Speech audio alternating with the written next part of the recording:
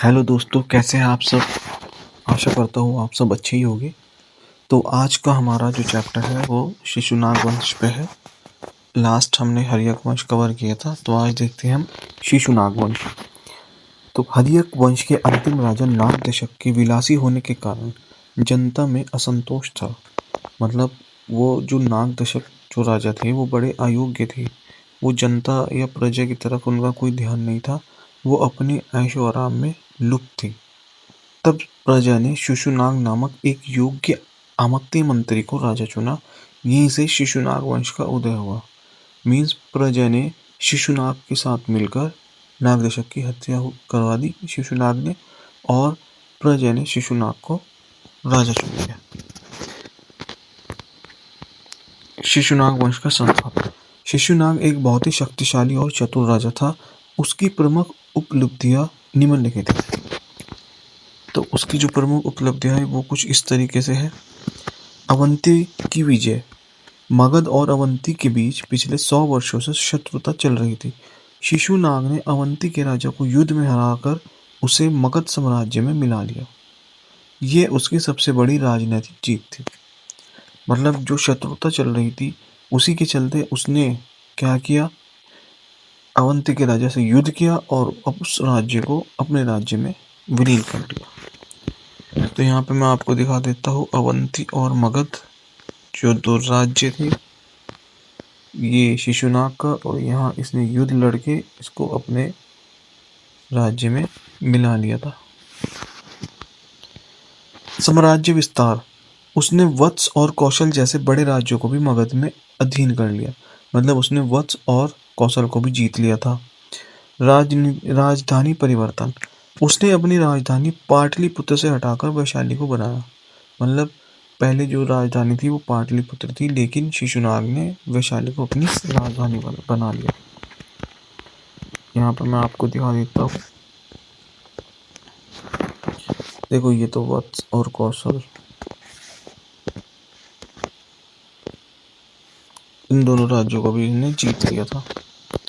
और यहाँ पे आपकी जो है इस जगह जो आज का हमारा क्या कहलाता है, शायद बिहार कहलाता है, ये पाटलिपुत्र था।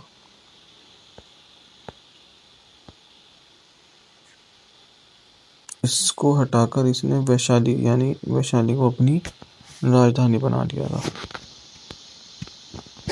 आगे चलते हैं।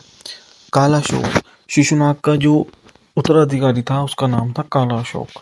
शिशुनाग की मृत्यु के बाद उसका पुत्र कालाशोक गद्दी पर बैठा।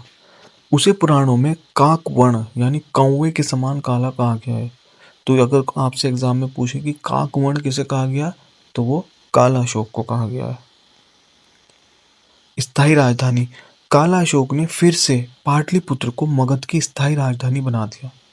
इसके पिता ने पाटलिपुत्र से वैशाली को राजधानी बनाया था, लेकिन फिर इसने वैशाली से पाटलिपुत्र को अपनी राजधानी बनाया। इसके बाद पाटलिपुत्र सदियों तक भारत की शक्ति का अधीन रहा। अब हम पढ़ लेते हैं द्वितीय बौद्ध संगति। पहली मैंने आपको बताई थी, जो पहली बौद्ध संगति हुई थी वो हुई थी अजातशत्रु के टाइम में, राजगिरी में 483 ईस्वी में। तो द्वितीय बौद्ध संगति हुई थी कालाशोक के समय में। इसके शासनकाल के 10 वर्ष में 383 ईसा पूर्व वैशाली में दूसरी बड़ी बौद्ध सभा आयोजित की गई। तो स्थान हमेशा याद रखना, कहाँ पे हुई थी, वैशाली में।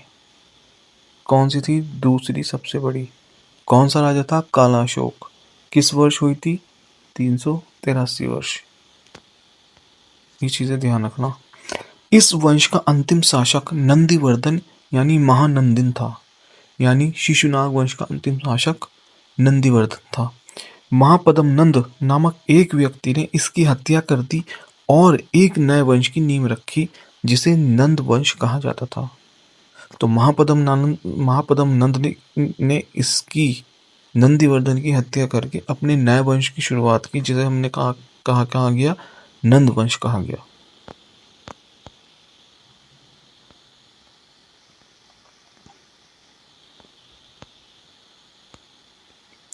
नंद वंश।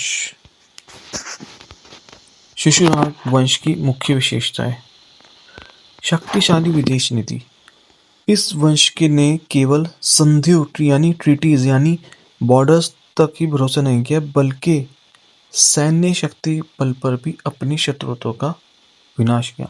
यानी इन्होंने एक बहुत ही शक्तिशाली सेना बनाई और उसी शक्तिशाली सेना के बेस पे इन्होंने अपने शत्रुओं को हराया और अपने राज्य का विस्तार करते चले गए। लोकतांत्रिक आधार। क्योंकि शिशुनाग को जनता ने चुना था, इसलिए इसे वंश का शासन में प्रजा का विद्रोह कम देखने में मिलता है। मैंने अभी आपको बताया था कि इसने प्रजा के साथ मिलकर नाग दशक को मार दिया था और इससे क्या हुआ, प्रजा का विश्वास इस राजा में और मजबूत हो गया, जिससे इसकी जो लोकतांत्रिक आधार था, यानी लोकतांत्रिक जो इसकी नींव थी, वो बहुत ही स्ट्रांग थी, बहुत ही शक्तिशाली थी, क्योंकि प्रजा इसको पसंद करती थी। मगध का प्रभुत्व। इस वंश के दौरान मगध उत्तर भारत का सबसे शक्तिशाली राज्य बनकर उभरा। क्योंकि मैंने अभी पहले आपको बताया कि इसने पहले अवंती को जीता, फिर वत्स और कौशल को अपने अधीन किया और फिर पाटलिपुत्र से वैशाली को अपनी राजधानी बनाई। तो ये मगध उनके टाइम में बड़ा ही शक्तिशाली साम्राज्य बनकर उभरा था। इसमें कुछ इंपॉर्टेंट पॉइंट्स है। वैशाली, देखिए वैशाली जो है वो पूछ सकता है कि वैशाली की राजधानी क्या है। तो वैशाली जो है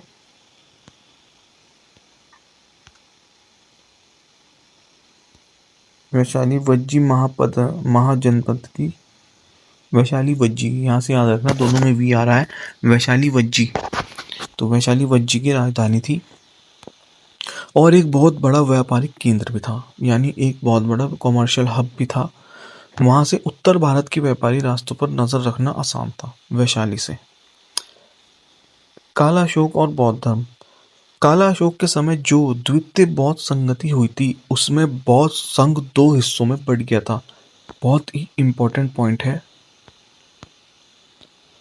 किसके राज्य कार्यभार में बौद्ध धर्म दो हिस्सों में बटा था? तो वो था काला अशोक। और उन दो हिस्सों का क्या नाम था? एक का नाम था स्थाविर और दूसरे का नाम था महासांगिक। ये बहुत इंपॉर्टेंट है, इनको ध्यान में रखना। हर्यक वंश और शिशुनाग वंश।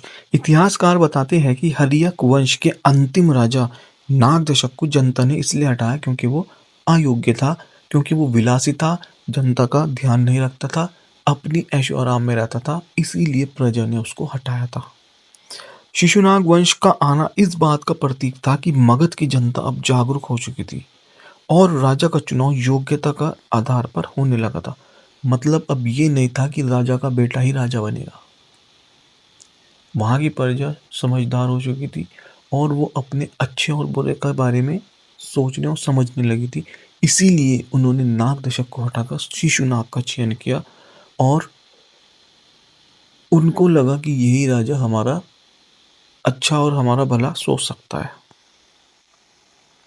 तो दोस्तों, ये था हमारा शिशुनाग वंश। इसमें काफ़ी सारी चीज़ें हमने कवर कर ली है। अगर आपको लगता है कि कोई पॉइंट रह गया या आपकी कोई चीज़ समझ में नहीं आई है, तो कमेंट बॉक्स में ज़रूर कमेंट करना और इस चैनल को लाइक एंड सब्सक्राइब ज़रूर करें। धन्यवाद आप सभी का।